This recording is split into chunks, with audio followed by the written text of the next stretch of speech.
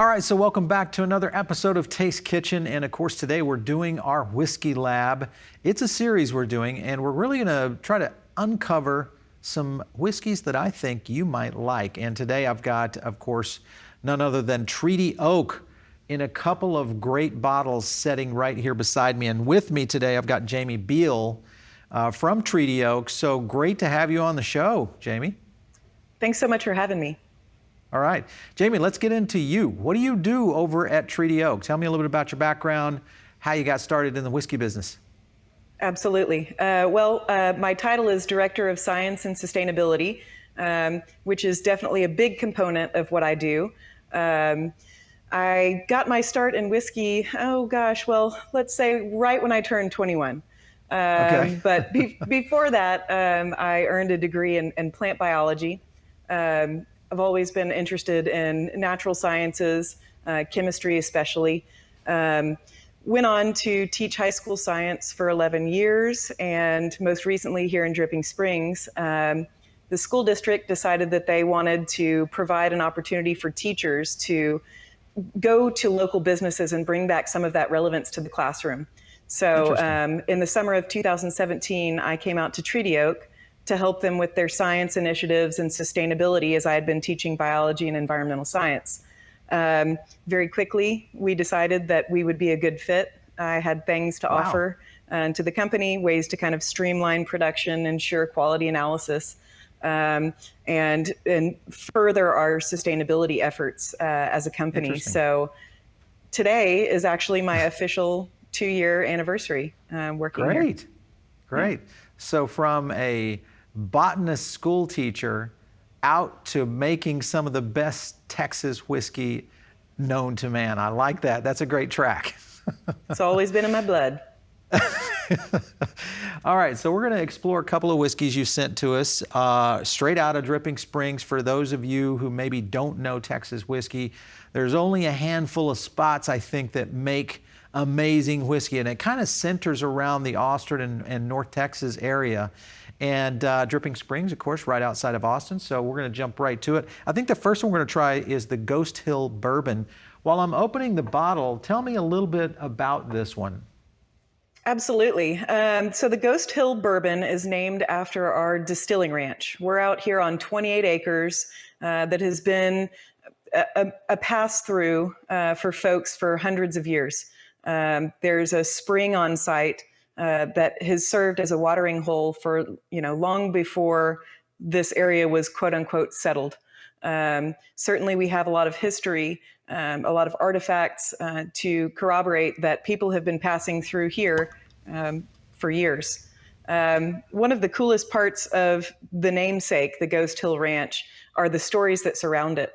There is a story that the former inhabitant was a good friend of a fellow named Abe. They like to run their hot rods up and down Fitzhugh Road, which is just outside of our property. And so the story goes, Abe died in a terrible car accident just outside the ranch, and you can still hear him revving his engine at night. Interesting. So it's a cute story. As a scientist, I like the other version better, which is that because of where we are, we've got a low-lying riparian zone, and in the early morning, the dew point is just right, and this dense fog fills the lower valley. So you've got these huge oak trees and this dense fog, and one could imagine in the time of Comanche raids, maybe you're moving through from Fredericksburg to Austin, moving your cattle, and you wake up and there's a dense fog, and you don't know who's hiding in it. So of those two stories, I kind of like the more romantic Western one. I like those, the Western stories out of Texas for sure. Tell me a little bit about the bourbon itself. Absolutely. So we've been working on this mash bill for at least 6 years. There were some experimental whiskeys before, and the whole purpose was to try to figure out what mash bill would accommodate the harsh Texas climate as best as possible. After several iterations, we decided to go with a fairly heavily wheated bourbon. This is coming out 57% Yellow Dent No. 1 corn that's grown in outside of Amarillo in the Texas Panhandle. That's an heirloom varietal that we've sourced from Barton Springs Mill. James Brown at Barton Springs Mill actually has built a mill on our property. So we have good working relationships with him. 32% soft red winter wheat. That's coming out of Central Texas, just outside of Waco. Okay. This is a more modern varietal, but really lends a sweetness and a softness. It takes the place of a rye. 11% malted barley coming from the northern part of the Great Plains in the United States rounds it out and makes this a pretty special grain to glass Texas bourbon. This is interesting too because some bourbons really go pretty heavy. They can go after a lot of those really, more dense flavors, much more, on the almost like a wintry. I always kind of recommend bourbons based on time of year, more of a wintry bourbon, something that you would get in December on a cold, snowy day outside your ski lodge to warm up with. This one has a little different nose to it. Then, it's a very soft. I noticed the softness you're talking about. Now, what is creating that? Because you've got a great color that's not, it's not one of those overly dense colors that you see in some Kentucky bourbons. Right. What is it what's doing that to this bourbon? Most directly, it's the Texas climate. We age these whiskeys in an open air rickhouse. And as you probably know, 100% of the color and somewhere between 60 and 90% of the flavor of a whiskey is coming from the barrel. So when we use our first use American White Oak Char 3 barrels and load this Ghost Hill White Dog in there, the extreme temperature variation from day to day and then season to season in this region of Texas is so extreme that it's almost an augmented aging process. So a 2-year Texas bourbon up against a 2-year Kentucky bourbon, you can taste the difference. Yes. It's a rapid aging. It's the color. We actually did a fun experiment. We buried a barrel of Ghost Hill bourbon underneath the ground here at the Ghost Hill Ranch. And after 2 years, we pulled that barrel up and tasted it side by side with a barrel from the same run that had been aged in the open air rickhouse. The color was different. Visually, you could differentiate between the two. And the most exciting part was the flavor differential. The buried whiskey tasted significantly younger. It was buttery. It was, kettle corn. There weren't a lot of those older bourbon notes that you find in the Ghost Hill, which just underscored the theory that we had that the Texas climate really has an interesting effect on maturation of whiskeys. Yeah, I think, I've talked about this before, is that region and geography make such a big part of making a great bourbon and whiskey. And it's just like wine. In many cases, there's certain varietals that just really go in a certain direction. This is something very different, though, in this nose that I've noticed. Now, I was born, raised, and grew up in the area of where your distillery is. It's one of the reasons I picked you guys for this series, because I wanted to learn a little bit more about how Texas bourbons were being done. You can almost smell Texas in this whiskey.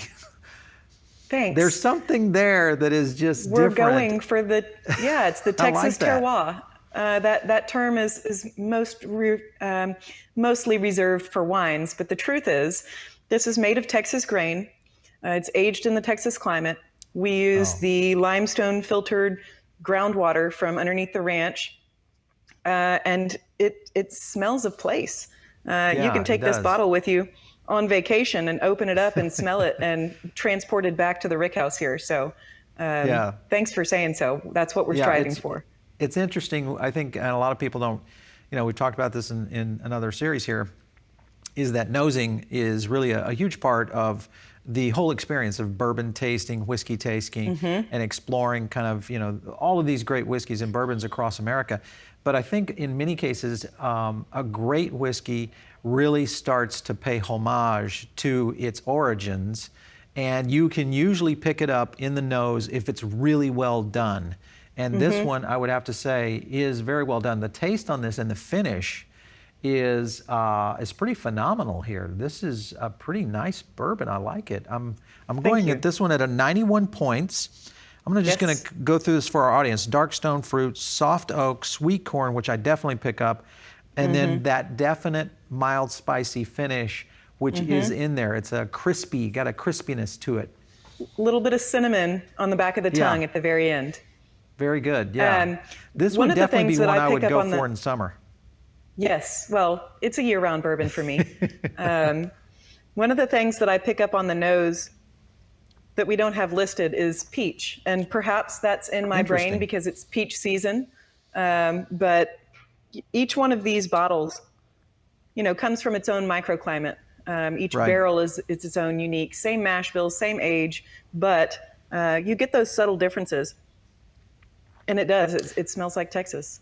So in the when you say microclimate, I'm interested in that. How does that work at your distillery? What's the process of taking your whiskeys through their aging process itself? How do you kind of maintain that? So we have recently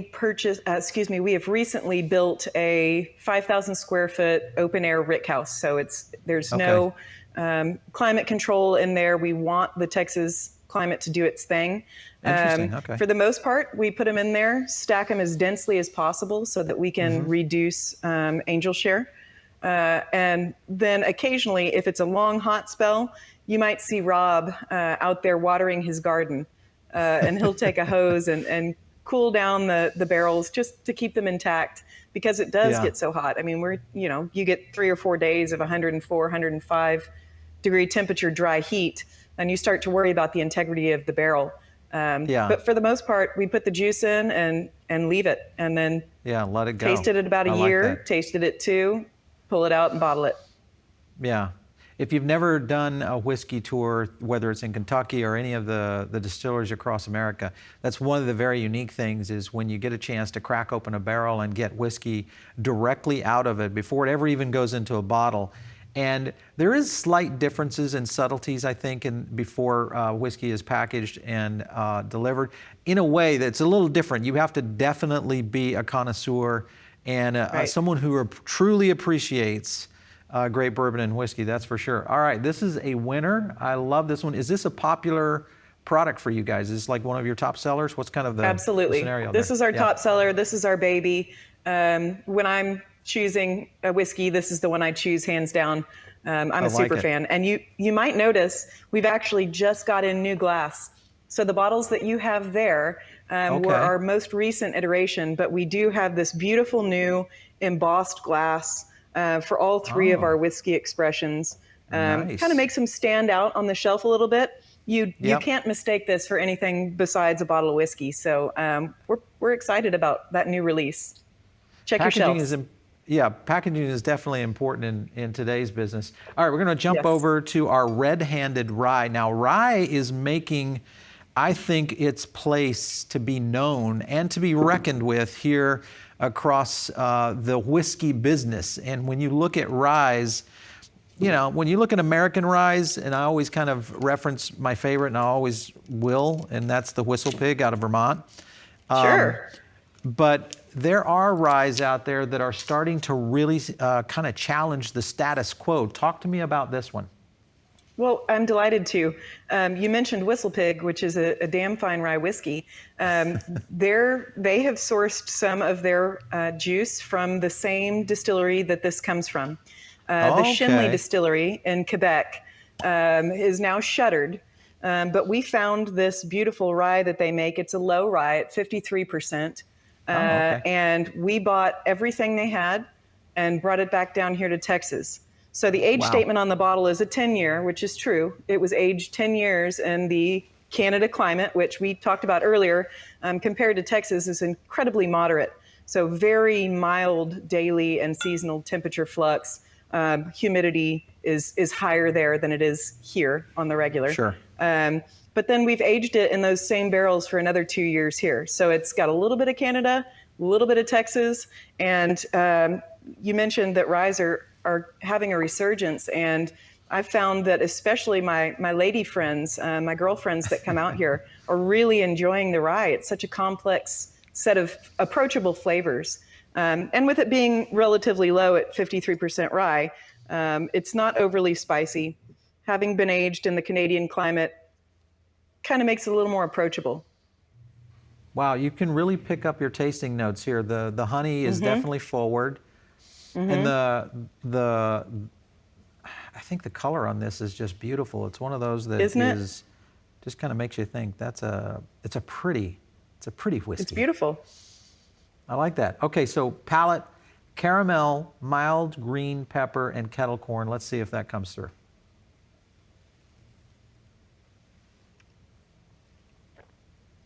Oh, wow.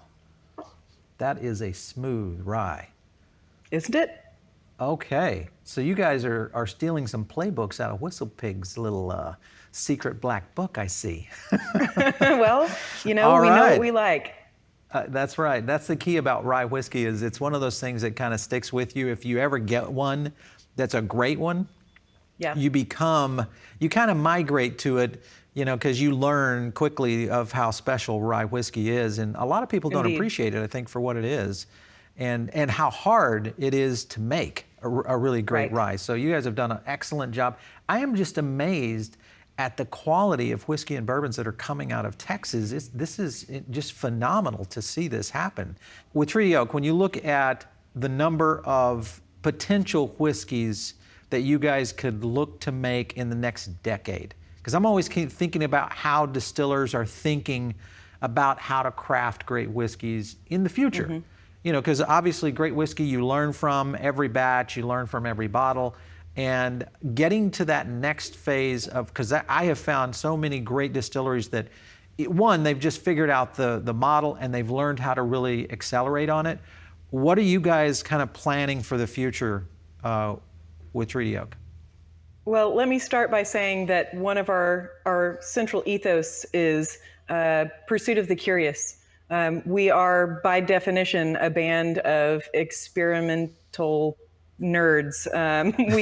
We love our spirits, but furthermore, we love the scientific method, myself especially. So I can tell you we've got well over 200 experimental barrels right now aging in our rick house. Okay. We've got a couple of releases on the horizon. One is the Ghost Hill, but it's a 1 year.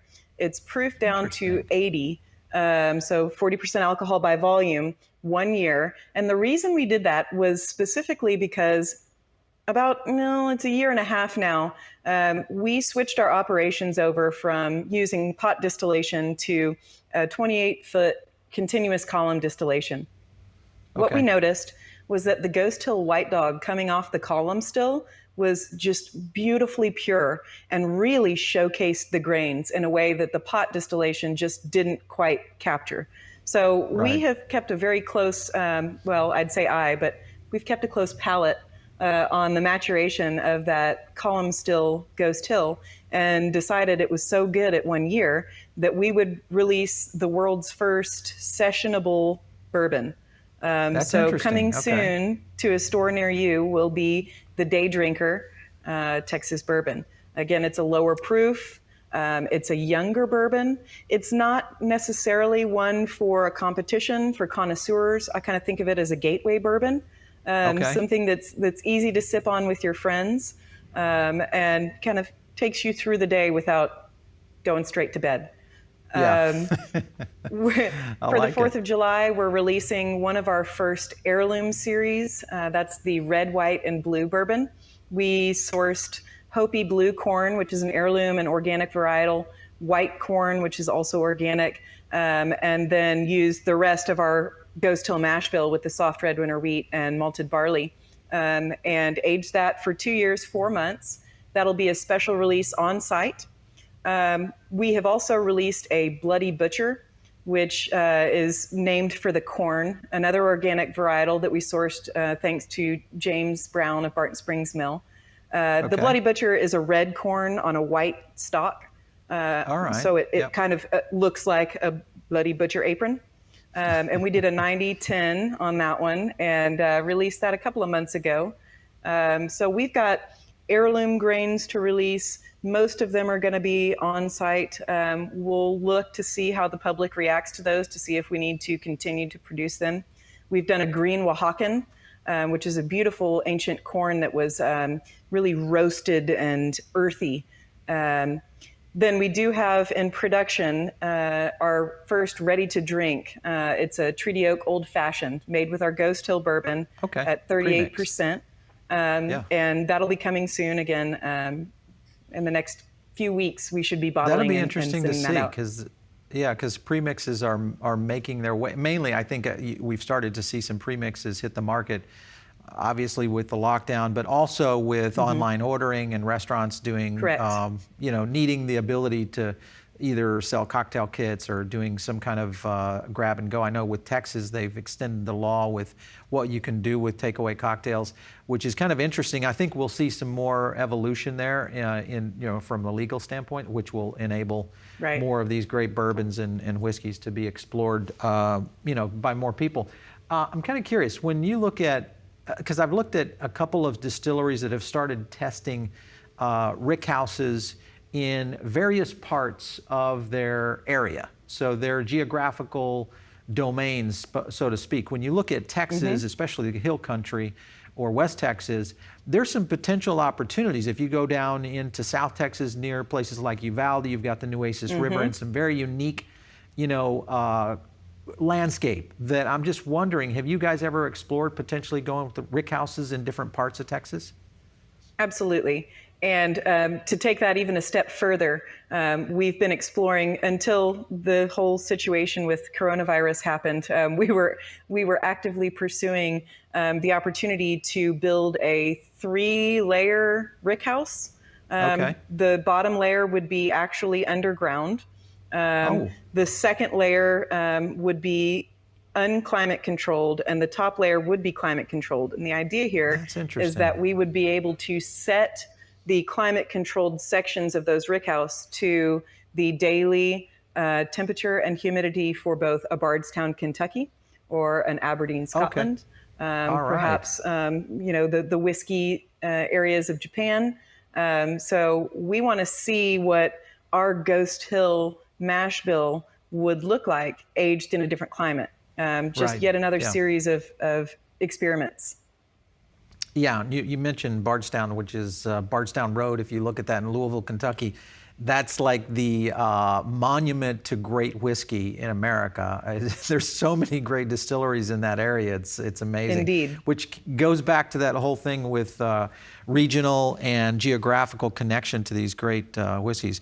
One last shot right here of these two great colors that you've got here with both the Ghost Hill and with the rye. This is some pretty amazing product you guys have done. So great job. Congrats to what you guys are doing over there at Treaty Oak. Thank you so much for stopping in. Thanks so much. I really appreciate you having me. Absolutely. You bet. We're going to get you on as soon as some of these other varietals come out. I want to try a couple more of those. They sound very interesting, especially that day drinker. That sounds interesting. So many fun things. Yes, you ought to come out to the distillery, and I'll let you sample through some of my very favorites. All right, very cool. Great to have you, and we'll be catching you guys soon, for sure.